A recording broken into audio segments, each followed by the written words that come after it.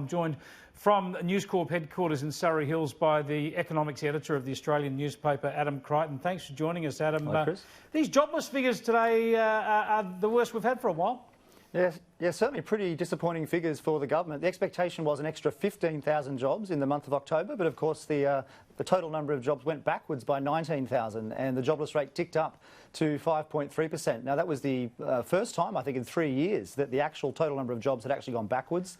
So this is a problem for the economy. It's certainly a problem politically for the government because jobs growth has been the one area of the economy that they've been able to point to and say, look, this is, we're doing really well here, but it's looking like if this continues, they won't be able to.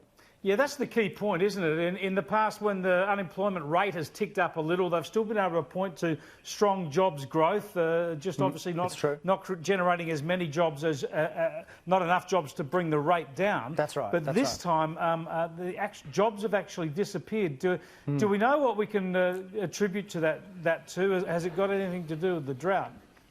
No, look, the monthly survey doesn't break down the different sectors, unfortunately. And look, I think it's only one data point. The jobless rate does jump around quite a bit, and it's worth pointing out that the trend unemployment rate basically didn't change. So it's certainly too early to panic. Just on the drought question, well, the farmers make up 2.5% of the workforce, so they're a fairly small share of the workforce. Of course, they pack a much bigger punch in terms of their exports. Farming exports are about 15% of our total, so a very important sector in that terms. But farms have been shrinking for a long time. I mean, the number of farms in Australia is actually half what it was in the 1970s. It's about 90,000 farms now. Yeah, but what about the lack of spending in regional communities, jobs disappearing in the local supermarket or the local pub as a result of the drought? Is that something that the figures give any indication on, or whether there's any data on that?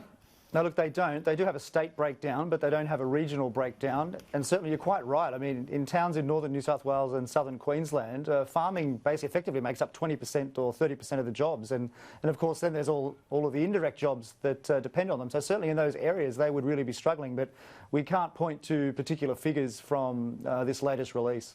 Now, Shane Oliver is saying this increases the chance of another interest rate cut from the Reserve Bank next month.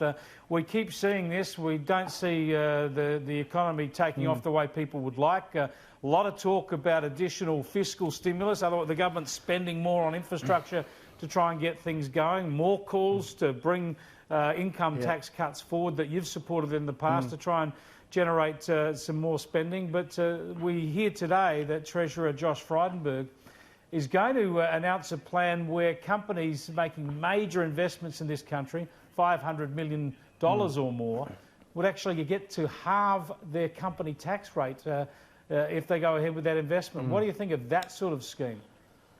Well, look, as a general principle, I don't like measures that complicate the corporate tax system. It's already pretty complicated, and this would introduce another kind of tier, if you like. But look, I think his heart's in the right place. I mean, for foreign investors, a halving of our 30% income tax rate is a significant reduction. It's worth pointing out for domestic investors, it wouldn't really make much difference because we have a dividend imputation system in Australia. So from the point of view of the shareholders, they just get a smaller franking credit, if you like. But look, it's something worth considering, but I'd rather the government be doing things like this than spending any more money. I mean, they already spend a huge amount. I mean, for all the talk of extra stimulus, I mean, you've got to take a step back and realise the government already spends $500 billion a year. That's a lot. I mean, it's coming up towards a quarter of the economy.